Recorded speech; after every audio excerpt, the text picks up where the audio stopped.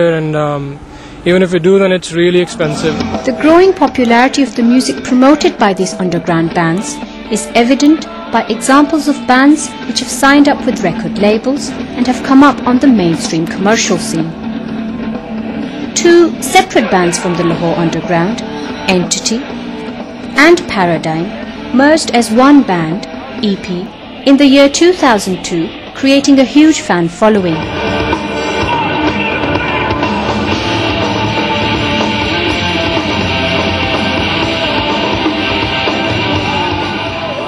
With the release of their album, EP can be viewed as an underground band now transiting to the mainstream scenario. We're basically working on just whatever comes in mind, that kind of a basis, you know, like you sit there, you're in a certain mood, and you want to make a certain composition, right?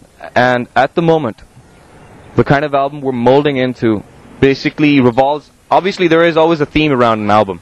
So the theme around this album right now is basically introduction or a certain form of revolution, because it starts from the simple basic step and it goes up to a little more complex form of thinking or whatever.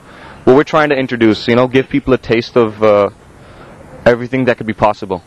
So it's not something that goes around like, you know, I'm happy, so this whole album is happy, or I'm sad, this whole album is sad. There are a lot of topics, there are a lot of issues. It's just, moreover, if you were talk in sort of a nutshell and say, okay, what is the theme of the band, what's the philosophy of a band, and I'd say it's just a simple revolution, where you have to start from a basic step and you have to go up. So yeah, I mean, we are slightly commercial in the first few songs, but I hope people even like the taste of what we try to introduce later on.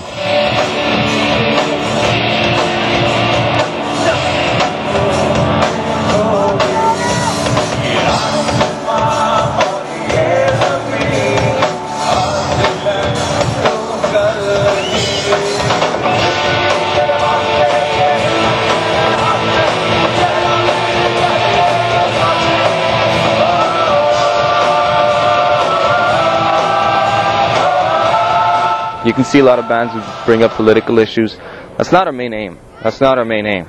We just don't think about politics, or we just don't think about, okay, social issues. So it's more like as what the time's requirement is, or what our needs are at the moment. So what we're going to do is we're going to go according to that, rather than just go like political and all that. Revolutionary, yes, it could be called revolutionary because we're trying to we're trying to introduce a new form of thinking or something like that. What we might think is like our thinking, we would like people to know about it.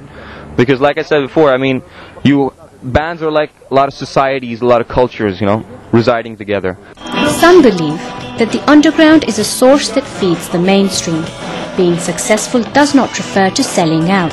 However, materialism and money-making pursuits are strictly forbidden in the underground culture. Most of the bands in the Lahore underground aspire to sign up with a record label and become a part of the mainstream music scene. Underground music is what generates from the grassroots.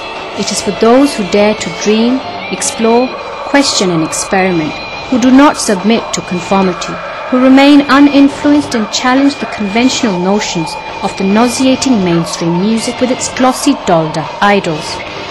The question raised is, can the Lahore underground music scene be truly termed as underground?